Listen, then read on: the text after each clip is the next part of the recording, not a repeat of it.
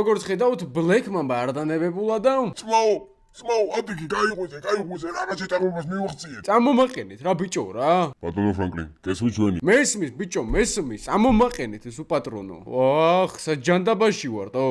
ფრანკლინ, წამოყენეთ. მოდი, ჩემოს მომ, adigi. ოპა, ჯიგარ. ვახ, გადარჩა, თქვენი პეპო გავათხოვე. ესადა ვართ ბიჭო. თქვენ კარგობით გითხარით რომ ხართ სოფლიოს ყველაზე გასაიდუმლოებულ ჯარის ბაზაზე. და სანამ ამათ ვალაპარაკე, Black Mamba-ის ეპიზოდები გრძელდება, ამიტომ ავიყვანთ ეს თუ 10000 ლაიქს და დაეჭერეთ აბლა წითელ subscribe ღილაკს. მადლობა ლორენს, რომ გრძელდება. ბატონო ფრანკლინ, გახსოვთ ბოლოს რა მოხდა? როგორ არ მახსოვს, რაღაცა wordprint ვარდებოდი ჯარის ბაზაზე. დიახ, ჯარის ბაზაზე ვარდებოდით.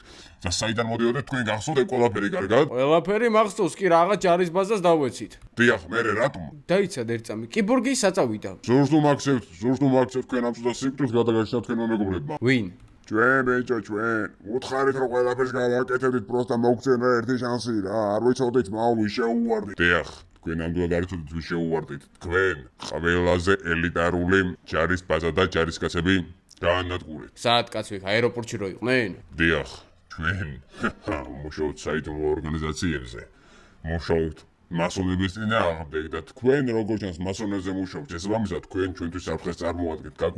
გაკვირდებით უკვე ამდენი ხანია. როგორ გაკვირდებიან მასონები? მასონებზე დაკვირდების შედეგად გადმოვედით თქვენზე და შემდეგ როგორც აღმოჩნდა, თქვენც მასონებს დაიწყეთ მუშაობა. ამიტომ როგორც ყველა მასონი, ისე თქვენი ლიკვიდაციაც დაგეგმილია. არა, ძმა, რაღაცა გეშლება ეხა. ჩვენ თუ გაკვირდები, მიხვდები რომ მასონეთა პროსტაზე არ ვემუშაობდით. ხო ის ჩვენი ძმაკაცი ყავთ.